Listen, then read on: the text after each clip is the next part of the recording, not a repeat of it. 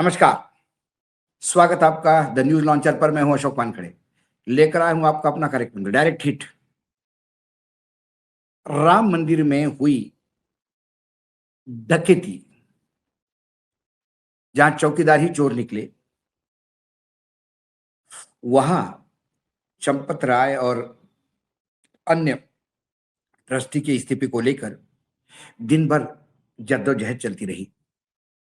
पहले तो यही समझ में नहीं आ रहा था कि इस्तीफा दिया कि नहीं दिया। फिर इस्तीफा दिया तो स्वीकृत हुआ या नहीं हुआ। पूरा दिन भर इसी पे बवाल चलता रहा। कंफ्यूजन फैलाना ये संघ का बहुत पुराना टूल किट है। उसी के तहत ये दिन भर चलता रहा मामला। अब पता पड़ा कि 11 को मीटिंग है। वहां दिग्विजय डिमांड कर रहे हैं कि ये साहब की पूरी टीम को जेल में डालो। ये खीरा तो कटा है तो सब में बटा है। उधर पकड़े गए आरोपियों में के एक के बहन ने एसआईटी का सच बता दिया। और इसी के बीच यह राम मंदिर का ही मुद्दा कम नहीं था कि बद्री केदार का भी एक खेल पकड़ में आ गया। और इसमें हिट और कुछ नहीं हुआ, आस्था हिट हुई है। आम आदमी की आस्था हिट हुई है। सबसे पहले जो खबरें चल रही थी वो हम देखते हैं कि क्या कंफर्म हुआ कि नहीं हुआ। अब इसमें यह हुआ कि ट्रस्ट के महासचिव चंपत राय और ट्रस्टी अनिल, डॉक्टर अनिल को लेकर एक सस्पेंस बना हुआ था। वो सस्पेंस अब खत्म हो गया कम से कम। ट्रस्ट के कोषाध्यक्ष गोविंद देवगिरी, इन्होंने इस बात की पुष्टि की है कि इस्तीफा मिला है। स्वीकृत की बात नहीं हुई, अभी इस्तीफा मिला है। अब ये प्रकरण क्यों घमासान होता रहा। जो शुक्रवार को कार सेवकपुरम स्थित, मतलब नाम देखिए आप, रहते अंदर डकैत है लेकिन नाम कैसे, कार सेवमपुरम स्थित चंपत राय के आवास भरत कुटी। हे भगवान, भरत ने तो सब कुछ त्याग दिया था। राम तो राज्य सौंप के गए थे भरत जी को, लेकिन भरत ने 14 साल वनवास झेला राजमहल में। घास पे सोते थे जमीन पर, ताकि अनुभूति हो कि मैं मेरे भाई के साथ जंगल में हूं। उनके नाम से भरत कुटीर कहां पाप ढोएंगे। और उसमें अंदर कौन रहता है, हम रावण ही कहेंगे, क्योंकि हम तो मानते हैं कि जो चोरी हुई वो चंपत राय ने की या ना की हो, लेकिन जिम्मेदारी उनकी है। भरत कुटी के सेवादार सुबोध मिश्रा और अन्य सहयोगियों ने इस्तीफे की खंडन कर दिया, खारिज कर दिया। दूसरे सेवादार थे शिवदास सिंह ने भी इनकार कर दिया इस्तीफे का। और फिर ट्रस्ट के विशेष आमंत्रित सदस्य गोपाल राव ने और कंफ्यूजन का रायता फैला दिया। उन्होंने कहा कि प्रचार माध्यमों से देखकर तो ऐसा लगता है कि लोग इस्तीफा लेकर ही मानेंगे। उस बात उन्होंने कहा कि जो राष्ट्रीय प्रवक्ता थे विश्व हिंदू परिषद के विनोद बंसल, उन्होंने भी पुष्टि नहीं की इस्तीफे की। पूरे दिन भर यही चलता रहा कि इस्तीफा हुआ नहीं हुआ, नहीं हुआ हुआ। वो जो व्यवस्था प्रभारी थे सुबोध मिश्र, उन्होंने बताया कि चंपत भाई साहब पूरे दिन अपने कक्ष से बाहर निकले ही नहीं। हर तरफ उनके इस्तीफे की खबर है, इसमें कोई सत्यता नहीं है। उन्होंने इन सब दावों को खारिज किया गया कि मणिराम दास छावनी जाकर अध्यक्ष महंत नृत्य गोपाल दास के यहाँ उन्होंने अपने पद का इस्तीफा दिया। उन्होंने कहा कि जब ये निकले ही नहीं है तो इस्तीफा कहां से दिया होगा। अब जब ये सेवादारी ऐसे बोलने लगे तो कंफ्यूजन और बढ़ा। कंफ्यूजन बढ़ने के बाद लोगों ने भी इसके ऊपर लगातार अपने स्टेटमेंट देना शुरू कर दिए। तो फिर एक, जब गोविंद गिरी ने बता दिया कि इस्तीफा हो गया, उसके बाद फिर अगली अगला क्या होगा इस पे चर्चा चालू हो गई। उनकी जगह कौन लेगा। अब जब चंपत राय और अनिल मिश्रा की इस्तीफे की पुष्टि हो गई और गोविंद गिरी ने प्रेस रिलीज देके इसकी पुष्टि की, उसमें उन्होंने ये कहा कि इन इस्तीफों पर ट्रस्ट की आगामी बैठक पे विचार किया जाएगा। मतलब अभी स्वीकृत नहीं हुआ है, अभी बने हैं, हो सकता है बने रहेंगे भी, कुछ नहीं बता सकते, मोदी है तो मुमकिन है। इस्तीफे के बाद चंपत राय और ट्रस्टी अनिल मिश्रा का दायित्व कौन संभालेगा, यह भी सवाल उठने लगे हैं। इसको लेकर चर्चाएं भी तेज हो गई है। हालांकि इस पर कोई बयान नहीं आया, लेकिन 11 जुलाई को जो ट्रस्ट की बड़ी बैठक बुलाई है उसमें अहम फैसले किए जा सकते हैं। अब जब नाम चलने लगे हैं तो अनिल मिश्रा की जगह कृष्ण मोहन ले सकते हैं, ऐसी चर्चा है। कृष्ण मोहन जो है ये चर्चा में तब आए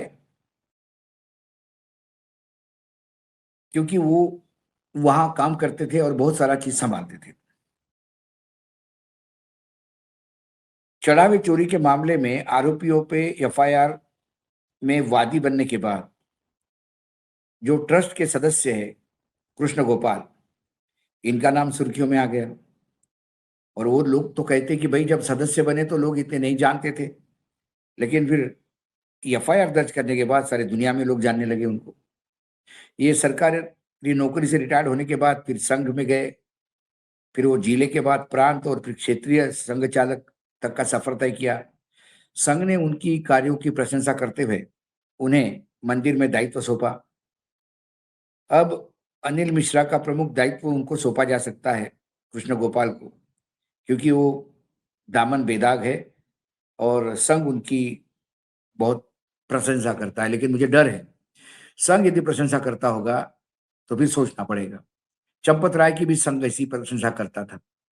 चंपत राय क्या जब जमीनी भ्रष्टाचार, जमीन खरीदने में ही भ्रष्टाचार जब सामने आया, तभी चंपत राय पे एक्शन हो जानी चाहिए थी।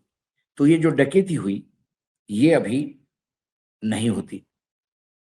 अब कुछ लोगों ने अपने रिएक्शन देना शुरू कर दिए है। जो पीटीआई ने कुछ ट्वीट दिए हैं, आप ट्वीट देख सकते हो। On reports of Champat Rai Anil Mishra resignation, उसमें जो महंत जिनेंद्र दास ने कहा, there has been no resignation from the trust, we used to do all the finance together. ये ऐसे जो स्टेटमेंट है, इसी से ये वीडियो भी देखिए उनका आप, इसी से कंफ्यूजन फैला था कल, इसलिए ये वीडियो आपको मैं दिखा रहा हूँ। राम जी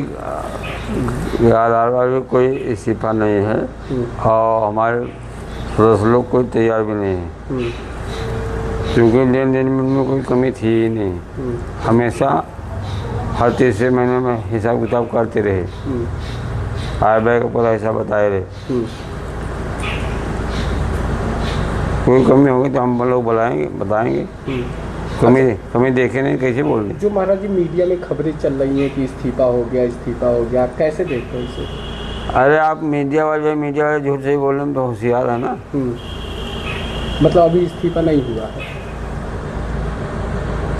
अब दिए यानी हमको कोई जानकारी कुछ है नहीं। मतलब आप भी ट्रस्ट में सदस्य हैं। ट्रस्ट का एक नियम कानून होता है, ट्रस्टी बैठेंगे तब इस्तीफा होगा, ऐसा कुछ हुआ ही नहीं अभी कोई बात नहीं हुई, अभी कोई बातचीत नहीं। मतलब इस्तीफा नहीं हुआ अभी, हमको कोई जानकारी नहीं, कैसे बोलते हैं। अच्छा, क्या अपील करेंगे लोगों से, राम भक्तों से, जो इस समय माहौल बना हुआ है? समाज वाले को खुश होना चाहिए कि रामलला विराजमान है, पूजा पाठ हो रही है, बहुत समय पर पूजा पाठ हो रहा है, धूप दीप नैवेद्य आरती हर ढंग से चल रहा है। अब जिसको वहाँ राम के नाम पैसा कमा रहे उनको तो केवल कष्ट है, किसी को कष्ट है नहीं, सब खुश ही हैं। अच्छा, इस्तीफा में कितनी सच्चाई है? इस्तीफा जो बोल रहे हो तो 100% झूठ है। उसके बाद दिग्विजय जी ने फ्रंट खोला। इसके पहले एक समाजवादी पार्टी नेता है कीर्ति निधि पांडे, उन्होंने भी ये कहा कि इस्तीफा तो हुआ है, लेकिन एक्सेप्ट हुआ कि नहीं हुआ ये पता नहीं। ये वीडियो भी आप देख सकते हैं जो उन्होंने कहा। कब से इस्तीफा का जारी हुआ है, अभी तक क्या है? देखिए, जो अभी न्यास ट्रस्ट से पत्र जारी है उस पे ये बात तो स्वीकार की जा रही है कि चंपत राय जी, अनिल मिश्रा जी ने इस्तीफा दिया है, लेकिन ट्रस्ट ने उनका इस्तीफा भी स्वीकार नहीं किया। वो अगली बैठक में तय करेंगे कि उनका इस्तीफा स्वीकार होगा कि नहीं होगा। लेकिन उससे भी बड़ा सवाल यह है कि चढ़ावा चोरी में, चंदा चोरी में, अब जिस तरीके से पूरे देश में राम भक्त जानना चाहते हैं कि चंदा चोरी में कौन कौन से लोग शामिल है, तो उसमें न चंपत राय बरी हो सकते हैं, न अनिल मिश्रा बरी हो सकते हैं, न केडी तिवारी बरी हो सकते हैं, न गोपाल राव बरी हो सकते हैं, न निपेंद्र मिश्रा बरी हो सकते हैं। ये सब के सब आरोपी हैं। और जो ट्रस्ट है, जिस ट्रस्ट के कोषाध्यक्ष ने पत्र जारी किया, उस ट्रस्ट पर अब देश के राम भक्तों का ट्रस्ट नहीं रह गया। इसलिए इन सब को डिजॉल्व कर देना चाहिए पूरी तरह से ट्रस्ट को, और जितने शामिल हैं सबके खिलाफ एफआईआर दर्ज करके सबको जेल भेजने की जरूरत है। अब इसके बाद इंदौर में जब दिग्विजय सिंह पहुंचे तो उन्होंने बाकायदा आरोप लगाया कि अयोध्या स्थित राम मंदिर में हुई चढ़ावे में गड़बड़ियों के मामले में चंपत राय के खिलाफ एफआईआर दर्ज करे और उन्हें गिरफ्तार करने की मांग की है। शनिवार को पत्रकारों से संबोधन में उन्होंने कहा कि विश्व हिंदू परिषद और आरएसएस का धर्म और धार्मिक व्यवस्थाओं से कोई लेना देना नहीं है। उन्होंने कहा कि ये लोग जमीन हड़पने का काम करते हैं, इनसे अधिक भ्रष्ट कोई समूह नहीं है, ना तो इनका कोई पंजीकरण है, ना इनसे कोई कर लिया जाता है। इसके बावजूद ऐसे संगठन को इतनी ताकत दे दी गई है कि ये लोग केवल मठ और मंदिरों पर कब्जा करना चाहते हैं। दिग्विजय ने कहा कि राम मंदिर के करीब 12.5 करोड़ परिवारों से चंदा लिया गया था, लेकिन इसका कोई हिसाब नहीं है। मध्य प्रदेश के पूर्व मुख्यमंत्री दिग्विजय ने इस प्रकरण की पूरी जिम्मेदारी बीजेपी, आरएसएस और विश्व हिंदू परिषद की है। ये आरोपियों को बचाने में लगे हैं। दिग्विजय सिंह ने कहा कि जिन लोगों ने धर्म के प्रति आस्था, सनातन धर्म के प्रति आस्था और भगवान राम के प्रति आस्था है, वे इस चोरी और लूट को बर्दाश्त नहीं करेंगे। इसकी पूरी जवाबदेही और जिम्मेदारी भाजपा, आरएसएस और वीएचपी की है। एक सवाल के जवाब में दिग्विजय सिंह ने कहा कि हमारी मांग है कि चंपत राय के खिलाफ एफआईआर दर्ज की जानी चाहिए। गिरफ्तार करो चंपत राय को, अनिल मिश्रा को। इन्होंने इन सब खुलेआम होने दिया है। इसका प्रमाण के लिए महिपाल सिंह है, एक एव दीनानाथ वर्मा है। आप उनका प्रमाण क्यों नहीं लेते? उनसे बयान लीजिएगा। दिग्विजय सिंह ने कहा कि कांग्रेस इस मुद्दे को लेकर गांव-गांव जाएगी और इसके लिए वार्ड से लेकर जिला स्तर पर समितियां गठित की जा रही है। कांग्रेस नेता ने आरोप लगाया कि भाजपा, वीएचपी, आरएसएस मिलकर सनातन धर्म की सारी परंपराओं का विनाश किया है, सनातन धर्म का पालन करने वालों को धोखा दिया है। इस मामले में ट्रस्ट के सदस्य कृष्ण मोहन की तहरीर पर श्री कृष्ण जन्मभूमि में बृहस्पतिवार को 8 लोगों के खिलाफ एक एफआईआर दर्ज हो गई। उसमें कुछ लोगों को गिरफ्तार भी किया गया है। समाजवादी पार्टी के अखिलेश यादव ने 7 जून को इस मामले को खबर के हवाले देते हुए उठाया था कि न्यायिक हस्तक्षेप की मांग थी। इसके बाद राजनीति ने तूल पकड़ लिया। राम जन्मभूमि तीर्थ ट्रस्ट ने इस मामले की विशेष जांच का अनुरोध किया था, जिसके बाद मुख्यमंत्री योगी आदित्यनाथ पे एसआईटी गठन की और फिर आपको सारा पता ही है कि एसआईटी के आगे क्या हुआ। इसी के बीच एक खबर और आई है और वो खबर चौंकाने वाली है। वो खबर ये है कि अयोध्या राम मंदिर में कथित चंदा चोरी के आरोपी मनीष यादव की बहन एबीपी न्यूज के टीम को बताया कि उसके भाई को फंसाया जा रहा है। आरोपियों से पूछताछ की जा रही है एसआईटी द्वारा। इसी बीच पता चला कि चढ़ावा चोरी के आरोपी टिन्नू यादव और उसके भतीजे मनीष यादव का घर अगल बगल है। तो एबीपी न्यूज की टीम वहां पहुंच गई। कैमरे के सामने तो उन्होंने कुछ नहीं बोला, लेकिन पर्दे के पीछे उन्होंने बताया कि मनीष यादव की राम मंदिर में नौकरी करीब 1 महीने पहले ही लगी थी। उन्होंने ये भी कहा था कि उसके भाई को फंसाया जा रहा है। हालांकि उसने ये नहीं बताया कि नौकरी पर किसने रखवाया। बहन ने बताया कि उसका भाई बीए में था। इसी दौरान एबीपी न्यूज के कैमरे पर टिन्नू यादव का परिवार भी कैप्चर हुआ, लेकिन उन्होंने कोई बात नहीं की। परिवार ने सिर्फ इतना कहा कि हमें फंसा दिया गया है, आप राम जन्मभूमि ट्रस्ट से पता कर दीजिएगा। अब ये जो 3 विशेष सदस्यीय एसआईटी गठन की थी, इन्होंने तो 8 जून को लोगों को गिरफ्तार किया और इन गिरफ्तारी में जो पैसा बरामद दिखाया है वो 79 लाख 85,000 रुपए है। इसमें टीनू यादव, उसके भतीजे मनीष यादव, अविनाश शुक्ला, अनुकल्प मिश्रा, लवकुश मिश्रा, करुणेश पांडे, रामशंकर मिश्रा, सुभाष श्रीवास्तव, ये तमाम लोग हैं। लेकिन जब ये मामला यहाँ सामने आया तो एक और मामला मंदिर को लेकर रही भ्रष्टाचार का और भी उजागर हो गया, और उससे कहीं ना कहीं दिग्विजय सिंह के इस बात को की पुष्टि भी होती है। राम मंदिर के बाद अब बद्री केदार मंदिर स्थित में भी भ्रष्टाचार के आरोप लगे हैं। अधिवक्ता और सामाजिक कार्यकर्ता विकेश सिंह नेगी ने आरटीआई से खुलासा किया। अब बद्री केदार मंदिर समिति में कथित भ्रष्टाचार को लेकर वरिष्ठ अधिवक्ता और सामाजिक कार्यकर्ता विकेश सिंह नेगी ने सूचना के अधिकार के तहत प्राप्त जानकारी के आधार पर गंभीर आरोप लगाए और खुलासा किया कि 1 वर्ष में की कम अवधि में यात्रा व दैनिक भत्ते के नाम पर मंदिर समिति के कुछ सदस्यों ने लाखों रुपए का भुगतान प्राप्त किया है। नेगी ने बताया कि यह श्रद्धालुओं के दान चढ़ावे का धन का दुरुपयोग है और इस पर कार्रवाई की मांग की है। अब उन्होंने क्या कहा कि आरटीआई में जो उन्होंने सवाल पूछे थे उसके जवाब में उनको ये बताया गया कि मंदिर एक्ट की धारा 26(च) के अनुसार समिति के सदस्य यदि मंदिर समिति से जुड़े कार्यों के लिए यात्रा करते हैं तो इनके यात्रा भत्ता दिया जाएगा। नियम के अनुसार समिति के सदस्य विधायकों जैसे प्रतिदिन 4 रुपए प्रति किलोमीटर के हिसाब से यात्रा भत्ता और 6,000 रुपए का दैनिक भत्ता दिया जाता है।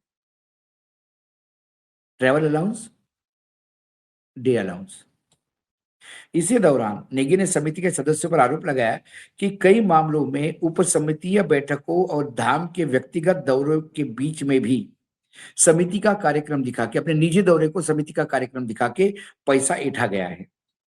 उन्होंने उदाहरण दिया कि फरवरी 2026 में बसंत पंचमी के पर बद्रीनाथ धाम के कपाट खोलने की तिथि निर्धारण के लिए नरेंद्र नगर राजमहल में आयोजित कार्यक्रम में अधिकांश सदस्यों ने अपनी उपस्थिति दिखाई और इसका भुगतान भी प्राप्त किया। उन्होंने आरोप लगाया कि यह परंपरागत रूप से यह कार्यक्रम टिहरी राज परिवार द्वारा आयोजित किया जाता है, इसका मंदिर समिति से कोई संबंध नहीं है। उत्तर प्रदेश में अयोध्या मंदिर के बाद ये जो चोरी का मामला लगा है, इसने भी अब कहीं ना कहीं तूल पकड़ना शुरू कर दिया है। मंदिरों में चोरी, मंदिरों पे डकैती, ये कब तक है और कहाँ रुकेगा जाके? जिस मंदिर में आप देखोगे आपको वहां पे फाइनेंशियल, आर्थिक गड़बड़ियां दिखाई जाएगी। आज मैं लगातार भ्रमण कर रहा हूं, आज मैं नागपुर में हूं। यहां पर भी आम लोगों से जब बात करते हैं तो बहुत आहत है इस बात से कि भगवान राम को भी नहीं बख्शा। यदि वो भगवान राम को नहीं बख्शते तो ये किसी को नहीं बख्शते। ये रावण से भी गए गुजरे हैं। ये लोगों की रिएक्शन है। वाकई लोगों की आस्था पे चोट करारी पहुंची है, डायरेक्ट हिट हुआ है। आज डायरेक्ट हिट में इतना ही। कल फिर आता हूं किसी विषय के साथ। तब तक के लिए नमस्कार। देखते रहिएगा न्यूज लॉन्चर।